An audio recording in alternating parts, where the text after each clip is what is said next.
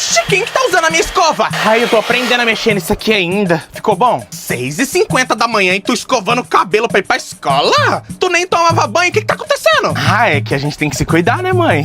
Mãe, será que eu posso passar aquele perfume do pai? Olha, o seu pai já tá reclamando que tá acabando esse perfume, vai com calma, hein? Vou passar só um pouquinho só. Passa nas costas pra mim. Perfume nas costas? É, ué, pra quando alguém passar atrás de mim sentir o cheiro, ué. Essa é nova. Eu vou usar essa correntinha do papai, não fala pra ele, tá? Ô mãe, a senhora tem enxaguante bucal? Tenho. Toma. Olha só. Ô mãe, será que a senhora tem hidratante labial? Minha boca tá muito seca. Hidratante labial? Toma. Valeu. Passar um creminho seu, tá? O que tá acontecendo, hein, Gabriel? Que do nada você tá se periquitando todo pra ir pra escola? Nada, mãe. Ué, eu só quero tá apresentável, ué. Que tem? Nada demais. Vou lá preparar o café da manhã, tá? Deixa eu perguntar uma coisa pra...